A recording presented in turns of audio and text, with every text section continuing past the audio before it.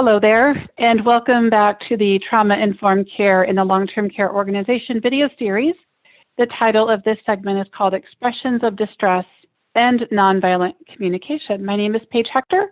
I am an advanced practice social worker with almost 30 years of experience working in the post-acute and long-term care settings. I am passionate about multiple areas, including trauma-informed care, process improvement, and clinical operations for the interdisciplinary team. I write columns for two well-known publications, and I'm involved in several national work groups and committees. My bio is available at the end of this presentation. So here is the organization. This is the list of all the topics in this video series. We are on topic number 5, expressions of distress and nonviolent communication. And in this particular session, we're going to be talking about stress response, intentional noticing, expressions of distress, coping strategies, of course, nonviolent communication, and feelings and needs. So let's start off with just a quick overview. And I do appreciate that many of you are likely nurses or medical staff that have experience and might understand stress responses in our bodies. But I want to encourage you that this is also content. This is the same content that I would teach to a group of physicians or medical providers, because the purpose here is to think about how we can teach other people. How can I share this information with residents or with patients or family members to help all of us learn and understand better what is happening when our bodies experience stress? So these principles apply. This is another one of those topics where, whether I'm talking about residents, staff members, patients, families, that this is a universal phenomenon. So we have here's a very simplified picture of our brain, some of the areas in the brain. The amygdala is part of the limbic system over here. The amygdala is that little part of your brain that keeps you safe. When your mind says that you are in an unsafe situation, your amygdala triggers your biological stress response of fight, flight, or freeze. This part of your brain takes over, and it's not something that we can control. And when that happens, the prefrontal cortex, that part of our brain, that's the logical part of our brain that helps us with decision making, it literally goes offline when that happens. It shuts down because all of your energy is going towards keeping you safe because your amygdala has perceived a threat. Whether or not the threat is real or imagined, it doesn't matter. Your amygdala is doing its job by keeping you safe. So when we're talking about sources of trauma, let me just bring in one slide that I have used in another segment of this video series.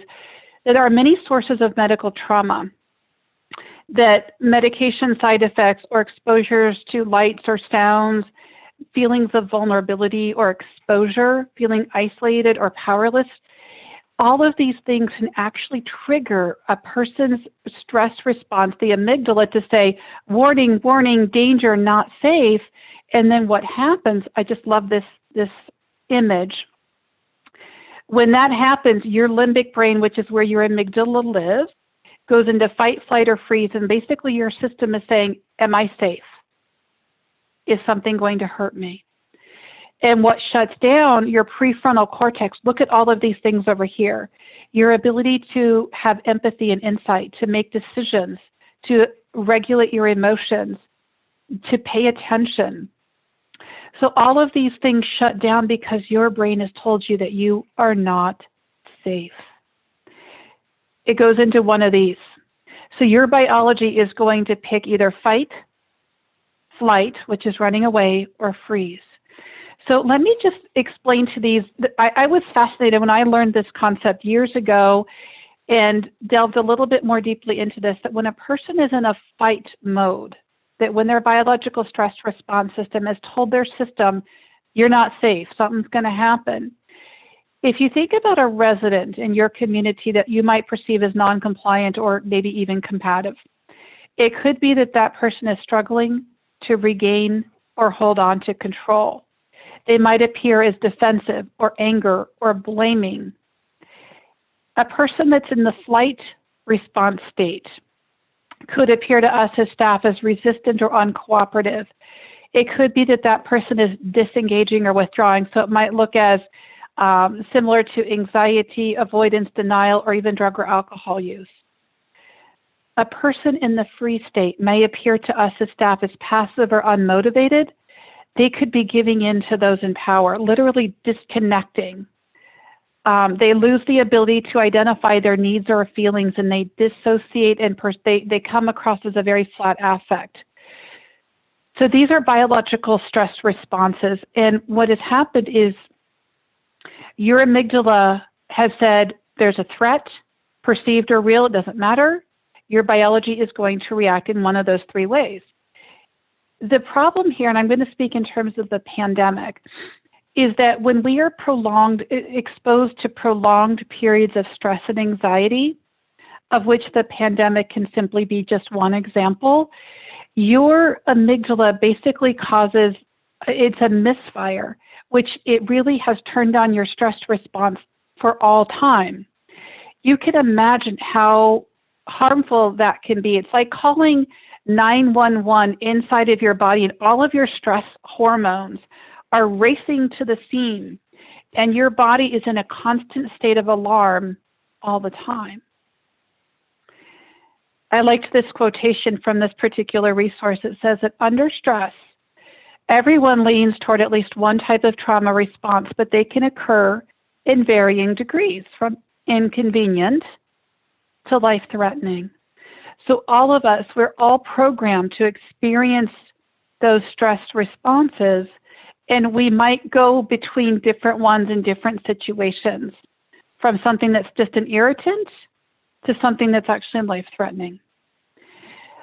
So what can we be doing differently? How can we can't stop it from happening, but we can bring more awareness to what is happening.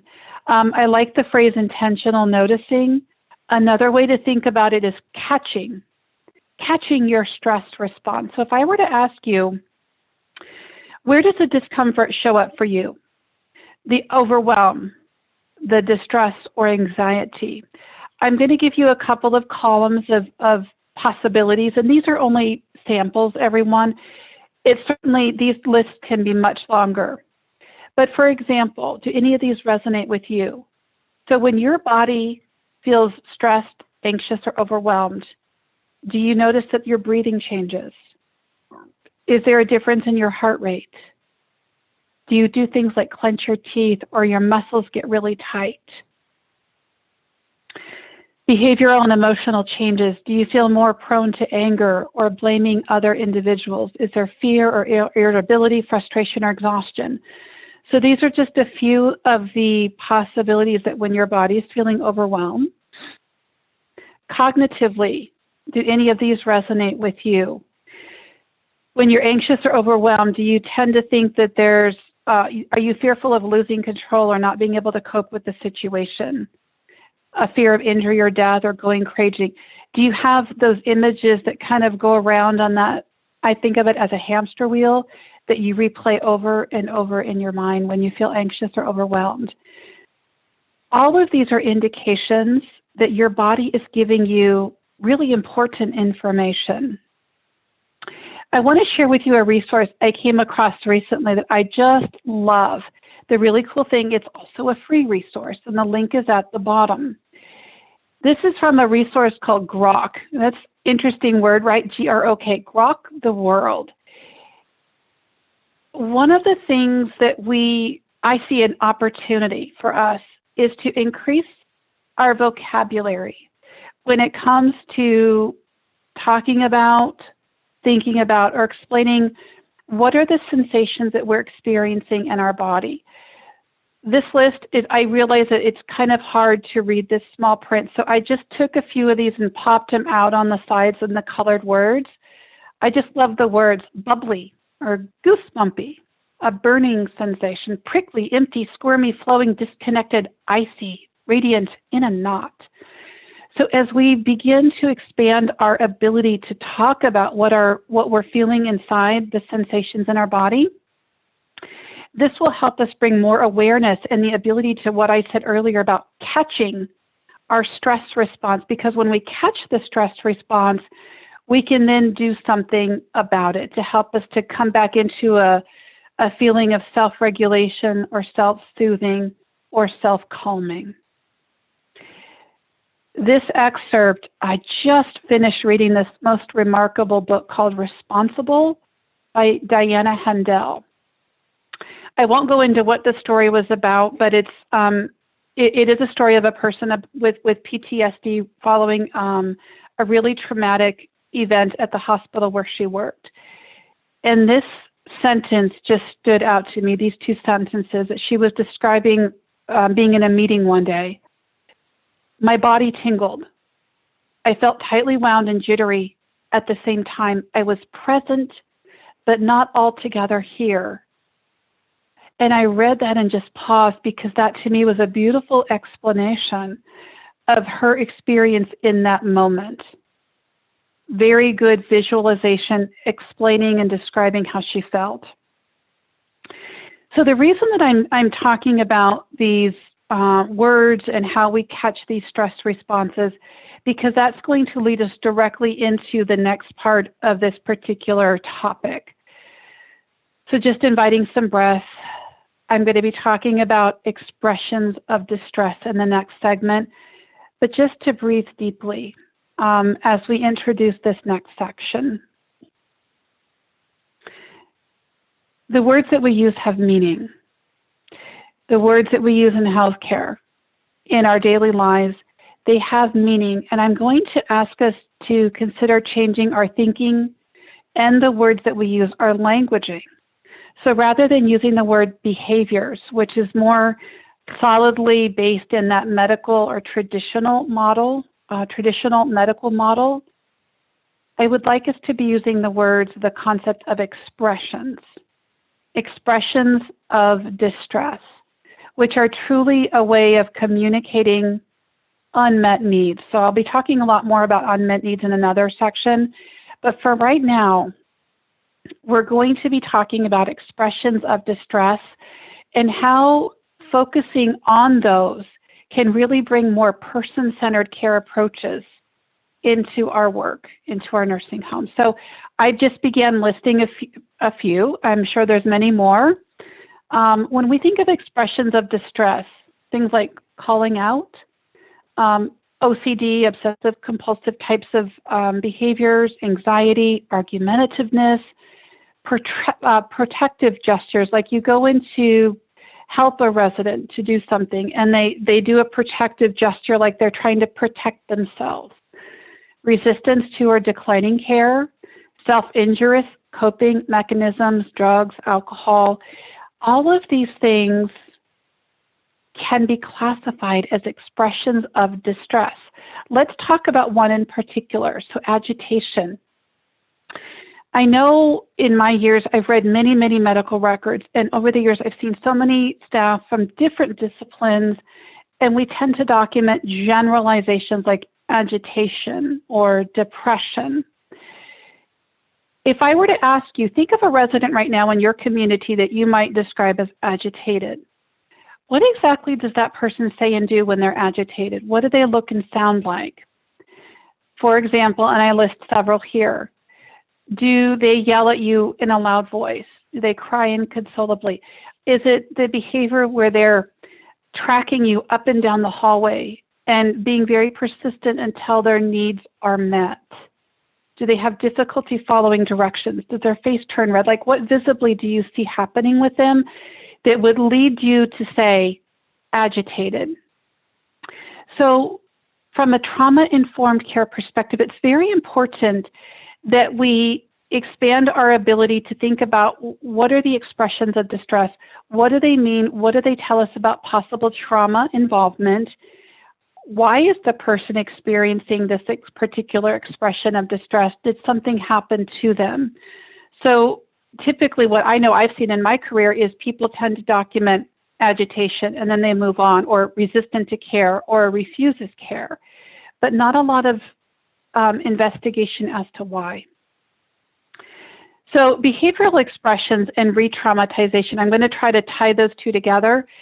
So again, another great resource here from the Blue Knot Foundation. The trauma is a thing of the past, but the body keeps reacting as if they're still in imminent danger. To the observer, so imagine to us as staff as the observer, the person may seem overly reactive for no reason, like we can't figure it out.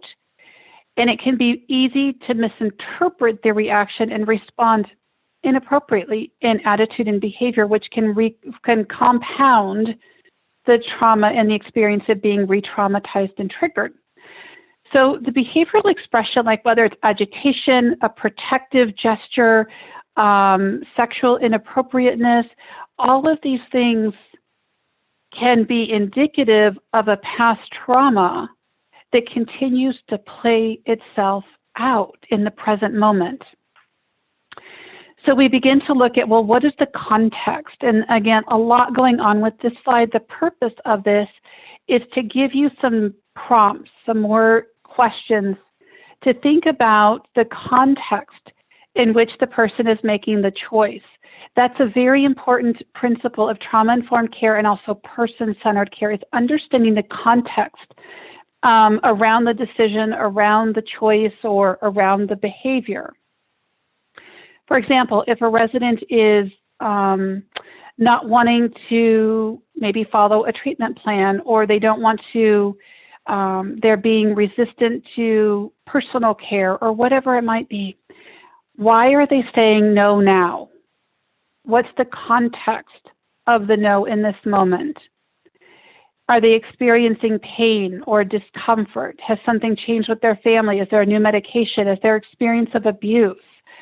Is their choice consistent with past choices? So all of these are just questions that you can make choices of how to use these as you begin to uncover and learn why the person might be exhibiting an expression of distress. Some other areas to consider. Are they feeling overwhelmed or anxious or distressed because of financial situations, medical decisions? Navigating the healthcare system in general can pretty much cause anxiety for a lot of us. Discharge planning concerns or relationship concerns, being separated from pets, or living in a communal environment. You know, for some people, I'll include myself, I tend to be a very private person. I really like my alone time. I sometimes think, how would I respond to living in a communal environment? You know, I did it in college years ago, a lot of years ago. But if I needed to live in a nursing home, what would it be like? How would I react? What might my expressions of distress be? And would staff understand what I was trying to communicate with those? I'd like to introduce you to George. George is a 70-year-old gentleman living with obesity, insists on double portions, keeps snacks in his room. The family brings home-cooked meals. His blood sugars, when he does allow them to be checked, they vary wildly. His current life choices of eating beyond his daily caloric needs, storing room in his food, which now is insects in his room, declining blood sugar, have all potential negative impacts on his health. So I want to just introduce you to George. We're going to come back to him a little bit later. Here we are again, and I know that you've seen this slide a couple times, but it's so very important. In the present moment, an individual may not want to consider what happened to them or how it impacts their current situation or how they're reacting in their current situation. But what they may or may not realize is that those things are typically connected. So we're going to come back to George in a minute, and I'm going to demonstrate to you how his current situation, not really a crisis per se, but his current medical condition is squarely situated in his childhood experience. If a child suffers a trauma, maybe abuse or neglect at home, or their day-to-day predictability as a child is very chaotic, their life is very chaotic. Perhaps they're witnessing parents fighting. It's understandable. Of course, we would understand if that child, quote, acts out in school. In other words, they're experiencing or exhibiting an expression of distress, maybe yelling, bullying other children, physically aggressive, verbally aggression. But that makes sense, right? We get that. An adult suffers trauma, and now they are, quote, I'm using air quotes, acting out in the nursing home. Does that make more sense to us now? Just because they're adults, what is important to understand with trauma-informed care is that trauma can accumulate. Trauma can be at any point in our lifetime. The things that happened to us many, many years ago can resurface and bubble up at any point in our life. And so that's why we're bringing trauma-informed care, why it's so important we bring that into our nursing homes. People have a number of different coping strategies, and some of them, if there were a continuum, some of them would be more along the continuum of maybe described as more healthy or less healthy. I'm very conscious about my word choices. I really try to avoid, good and bad or right and wrong. But I want us to understand that coping strategies, like any of these things here, can be along a continuum. For example, let's take meditation. Some of you may meditate, and that can bring you great comfort. And if the meditation is done so much of the day or for such long extended periods that we don't tend to other parts of our life, maybe our family or our children or our job, it can be easy to see how something that can be a healthy adaptation to stress or illness can also exacerbate a stress or distress. So I want us to try to expand our understanding of how we cope. When our bodies are feeling overwhelmed and distressed, our biological stress response kicks in. We can exhibit a number of different coping strategies that can hinder or help us to navigate our current situation. So here's a question. The work, you might be familiar with Dr. van der Kolk. He would say, how has this helped you to survive? So you could fill that in with any coping strategy. Or what does it do for you? And what we're doing here is really removing the judgment around it, but we're really trying to approach it with curiosity, with empathy, and with compassion to understand how, for example, food addiction or substance use has actually helped that person to survive. Let's go back to George. So George, he suffered severe neglect as a child, malnourished, often hungry. So the eating habits that he developed as a child actually helped him, they literally helped him survive. At this point in his adult life, he is needing safety, predictability, choice, reassurance, and compassion. So what are some of the things that we as the interdisciplinary team might do with a trauma-informed care approach, a person-centered approach, to help meet these needs right here for George? Here's some ideas, some prompts again. How can we, as the staff, create a sense of safety for George? Ensure that he has choice and that he feels like he's in charge, to build trust. Refocus discussions that are not just about weight loss and diets and calories. How can we enhance his resiliency, and what are his strengths? Because clearly George has survived. Yes, he has some coping mechanisms that may not be serving him in his current situation, because in the nursing home, he's always going to have food. He will never, ever go hungry again. But his body continues to react as it did when he was a child, because it taught him at any point in time, you could be unsafe. You may not be able to get your needs met, even though he has all of you to take care of him, to work with him. Ultimately, we validate people's efforts to cope. Even if it might be a more unhealthy or, dare I say, maladaptive coping strategy, because some of them certainly are, that make it more difficult to navigate their environment. if we can reframe how we approach people as staff and say, well, who wouldn't want to feel better? I really get why you do what you do. It's important to understand I'm not validating, for example, substance use or an addiction or violence. I am saying I am validating the efforts to cope, the efforts to self-regulate, to find comfort and care and safety and security. What I'm doing is removing the blame, judgment, the criticism, and the stigma. I really liked this quotation here. So I have so many trauma resources, and I try to extract the things that I feel are really important. In essence, you will come to view traumatic stress reactions as normal reactions to abnormal situations. Right there, that one sentence is so key to understanding trauma-informed care, that we are doing our very best to cope the very best we can in abnormal situations.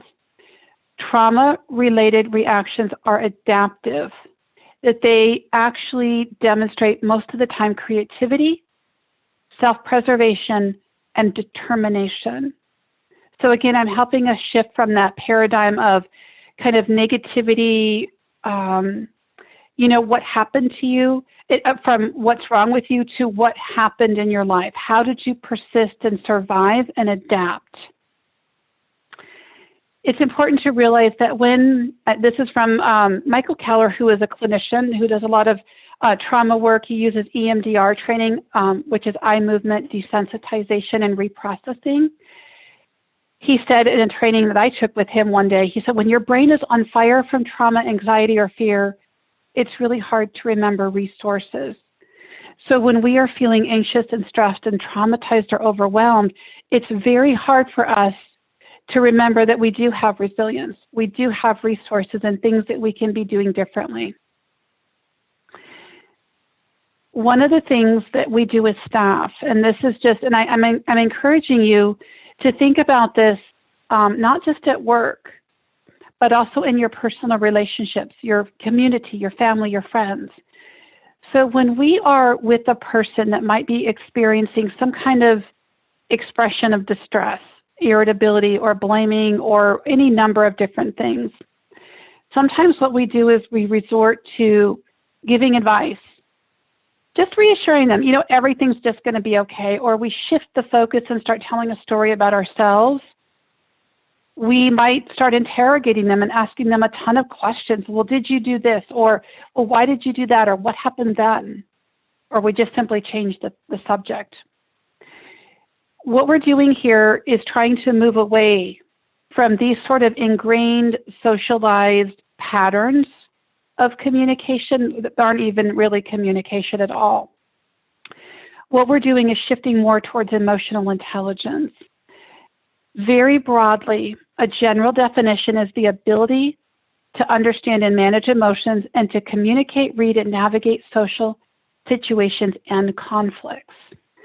So as you can imagine, these things are very, very important when it comes to trauma-informed care, because a lot of times when a person is experiencing an expression of distress or a trauma reaction because they've been triggered, the more that we can approach that situation with bigger capacity for emotional intelligence, the more productive interaction and outcome we'll likely experience. So emotional intelligence includes 4 main categories: awareness, being aware of our emotions, how they affect ourselves and other people. We have the ability to think about our actions, the consequences before we act. Empathy, not just for other people, but also for ourselves. Understanding, listening very deeply, and I'm going to go into more detail about these in a moment. And then social skills, the ability to collaborate with another person, demonstrating leadership skills, and the ability to be present in an interaction with another person, even if there's some kind of disruption or discontent or conflict. I'd like to introduce you to something that I've been doing a lot of work around lately, is nonviolent communication. I bring this into the work of trauma-informed care because I absolutely believe that there's a direct correlation with this. Nonviolent communication will be able to help expand our ability to approach our communications with empathy. So just quickly, NVC, which is the abbreviation for nonviolent communication, is a set of skills inside of a communication model. It's everyday language. I'm using nonviolent communication in interactions with my family, people in the grocery store, people at work, in presentations. It's truly the language of life. It allows us to bring presence into all of our interactions and reframe how we express ourselves as well as how we hear other people. I want to make it clear that this is not a formula. So some people misunderstand it as a formula, which it's not. Now, I want to spend just a moment here and talk about the word nonviolent. Understandably so, people think, my goodness, I'm not a violent person. Why would I need to learn about nonviolent communication? I recently read a piece by Patty, and I think it's Digg, D-I-G-H there, the author of this piece, and I just want to share this with you because it really summed up beautifully what really is violent communication. She writes, if violent means acting in ways that result in harm, then much of how we communicate with moralistic judgments, evaluations, criticisms, and demands and coercion, labels of right versus wrong, could indeed be called violent. Unaware of the impact, we judge, label, criticize, command, demand, threaten, blame, and accuse and ridicule. Speaking and thinking in these ways often leads to inner wounds, which in turn evolve into depression, anger, and even physical violence. Wow, that was so powerful to think of violence in a very different way. So violent communication versus, now let me share with you, nonviolent communication. These concepts are designed to help us think, listen, and speak in ways that awaken compassion and generosity. In other words, empathy. Empathy for ourselves and for other people. Here are some other ways that NVC supports communication and overall well-being, which is hand in hand with trauma-informed care principles of trust and safety and peer support and collaboration and mutuality. All of this is beautifully supported with nonviolent communication. So it expands our ability to engage with people with empathy, with compassion. It gives us information about what might be needed next, and I'll explain this to you in a moment. And it really helps us move toward person-centered care rather than labeling people as having behaviors. I want to ask you for a moment, just think for a second. You were sharing something recently with someone, having a conversation, and perhaps you were sharing a story, something that happened in your day or recently, and you were talking about your thoughts and your feelings with this person.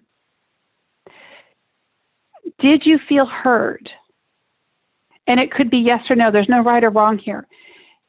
If yes, what exactly happened in that interaction that led you to believe, oh, this person really heard me, they understood?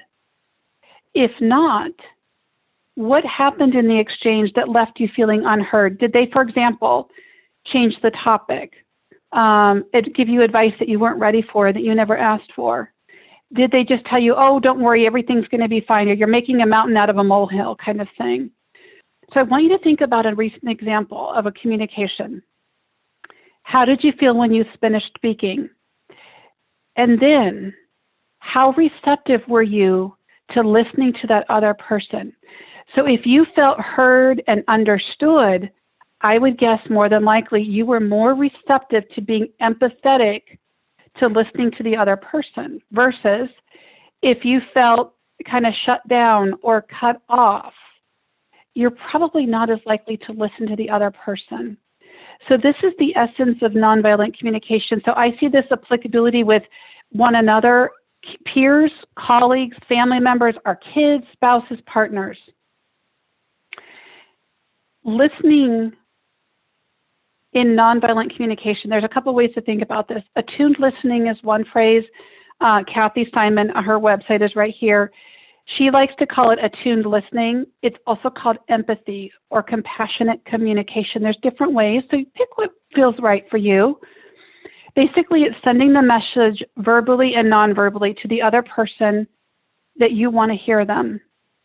That my body language, the words that I say, the look on my face, conveys the message of I'm here, I care, I have the spaciousness, in other words, the capacity to listen, and I'm available.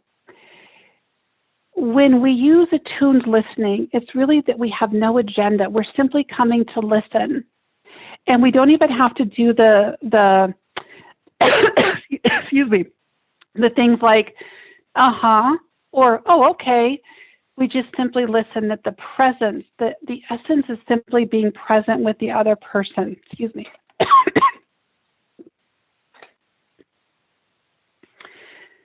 At the end of when they finish speaking, we can summarize and ask, did I get it all? Did I understand? If they say no, we can ask them to repeat it again or tell it in a different way. And if they say yes, what we can then say is there more? And that's a very powerful experience, that the other person says, is there more that you would like to share with me? Nonviolent communication has 4 components. We are going to focus right here in the middle on feelings and needs. I feel because I need. So I'll give you lots of examples in just a moment. I'm going to ask you, well, what is the function of physical pain? So I'm going to take you away from feelings and emotions and give you an analogy. If your body is feeling discomfort, maybe you have a headache, or your back is hurting, or your bottom is hurting because you're sitting for so long, your body is giving you important information about what you need. Maybe it's to get up and move. Maybe it's to shift positions, or maybe you need some kind of pain medication, or whatever it might be, whatever will work for you. Your body is telling you something isn't okay and requires attention, which is exactly the function of feelings. The feelings inform you that something's not okay. Something is out of balance and requires attention, and actually points you in the direction of what you might need. It's being curious. So what we're doing here is making the connection between feelings and needs. I absolutely, this is one of my favorite images, all the slides that I teach from. I love this little guy and how he's just so intent and curious with this little magnifier. To me, that's a beautiful analogy for how we might increase awareness about what we might be feeling. Again, the feelings give us important information about what we might need. Let me show you some examples. How are you feeling at this moment? Do any of these words maybe describe you? Feelings of scared or fear? Confidence, irritable, relieved, exhausted, compassionate. There's so many words. I'm going to give you a list here. Take a look here. Now, in the world of nonviolent communication, there are so many resources out there, so many free, wonderful resources. This is one I literally keep on my desk at all times. I have a couple variations. I laminated this because I was using it so often, it was getting all crinkly and grubby. So I laminated this resource, and I use it absolutely every single day. If you look here, feelings when my needs are fulfilled or not fulfilled, and just take a look at some of the words. When we can increase our language, it helps us increase our emotional intelligence and the ability to communicate and to identify and to catch what it is that we might be feeling as related to what our unmet needs are. And this is exactly what we do with residents. So when they're exhibiting expressions of distress, are they feeling fragile, vulnerable, tired, defeated, sleepy, weary, panicked, paralyzed, mad, resentful, hostile, jealous, tense? There's so many words, and all of these words are directly related to needs. Now, I just want to show you another variation. This is another nonviolent communication trainer. This is his variation of feelings and sensations and emotions. Do not misunderstand the presence of this giraffe right here as a silly little caricature. In nonviolent communication, the giraffe has a very important role, and I won't go into it in depth, but just to say, the giraffe, as being one of the largest land animals, has a very big heart, literally a very large organ, the heart. And when we use nonviolent communication, it's the idea of listening more with our heart and listening with empathy, versus the opposite of that would be the animal in nonviolent communication is the jackal. So when you listen with jackal, it's more of the blame and the criticism and the judgment, versus the giraffe listening, which is compassion and empathy. So I just wanted to explain that to you and why that little image is there. Now, this is another resource. This is a free resource from Grok the World. Here's the resource up here. Again, expanding our ability to talk about what it is we're feeling in our bodies. You know, we might teach our kiddos happy, mad, and sad. So much beyond that. So as we get older and we grow into our awareness about our emotional intelligence, look at all these great words. And I just pulled a few out here on the sides. Bubbly, goosebumpy, burning, flowing, squirmy. Oh, I just love that word. Pressure, radiant, in and out. There's so many words. So I imagine, again, this is a resource I have printed off. If we could use this with residents to help us understand when they are experiencing an expression of distress, to begin to understand how is that feeling in their body, gives us important information about their unmet needs.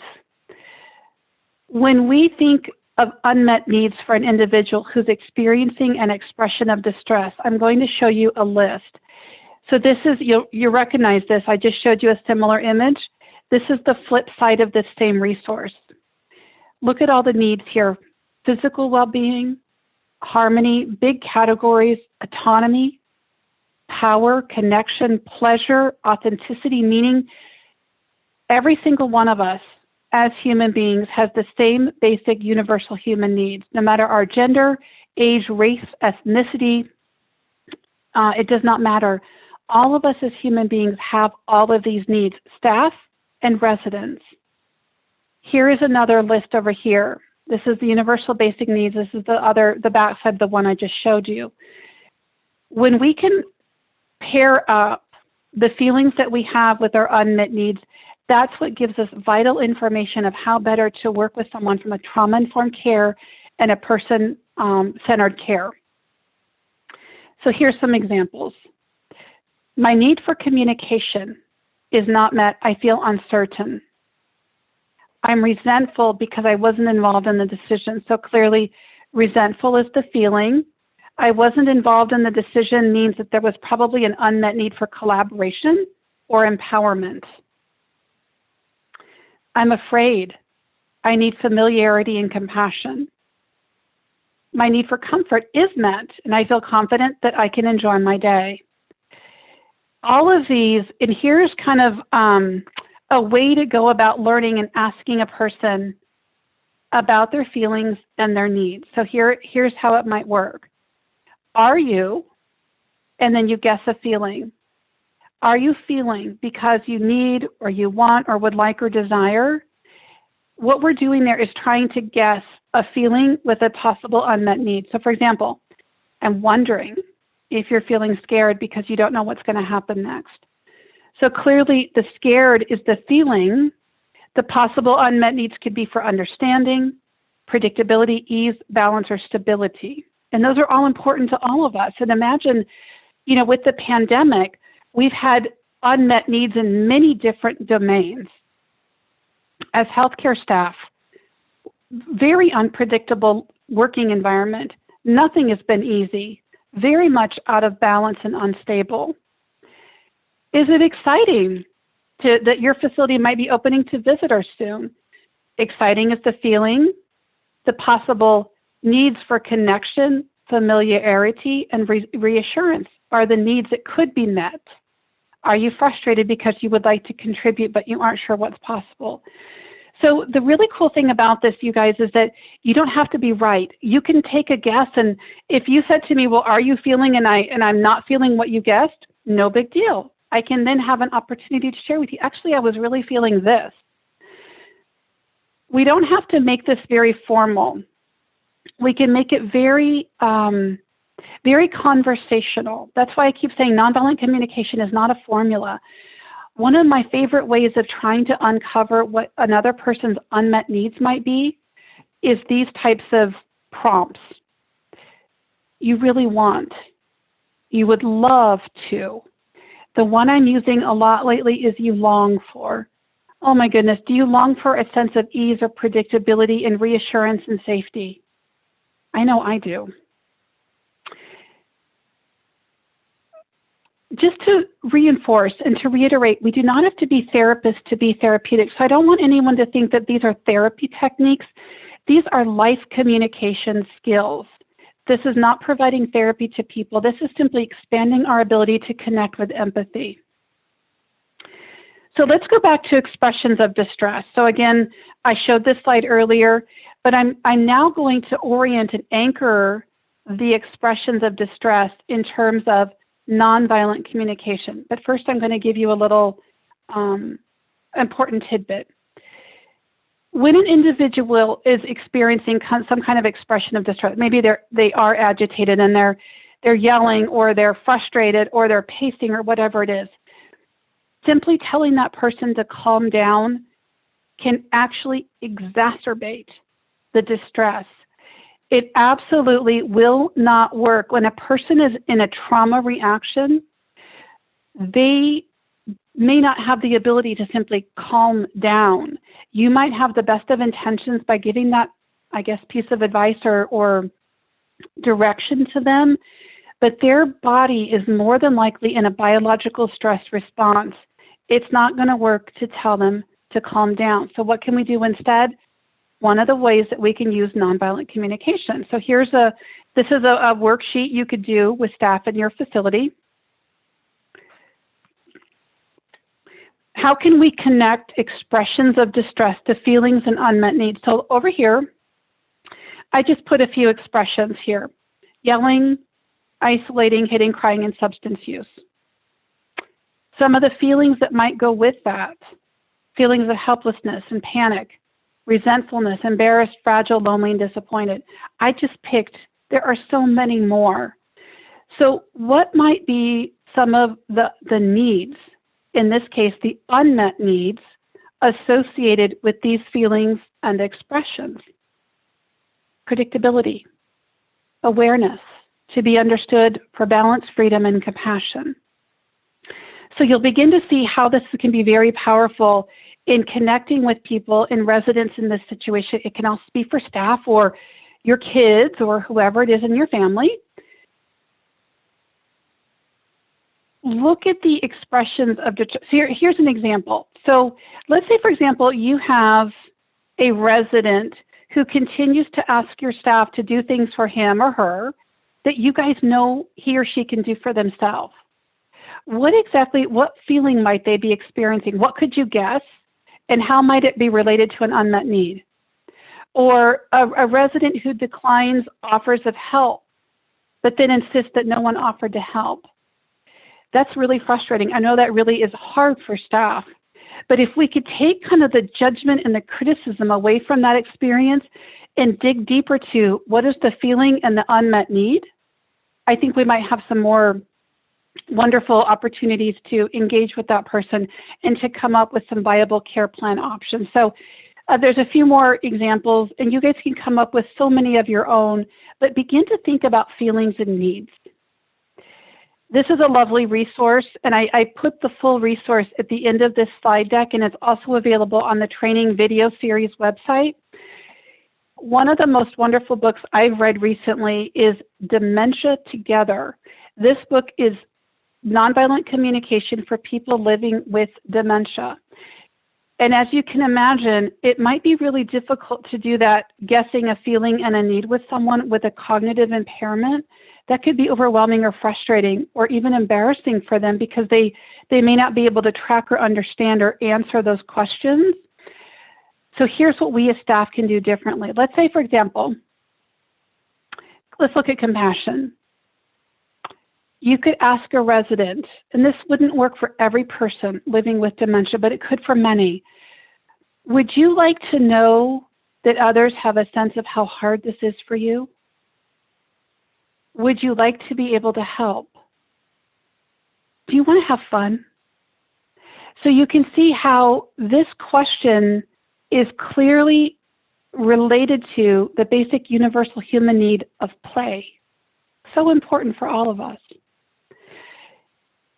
As I am doing with all of these videos, I invite you to think about, for example, by next Monday, or pick a day, I'll share this information with, encouraging us to take action. Thank you for sharing your time with me. I really do appreciate it. And as I said a moment ago, this is the dementia-friendly empathy. I do have permission to share this resource with you from the author of the book, Dementia Together.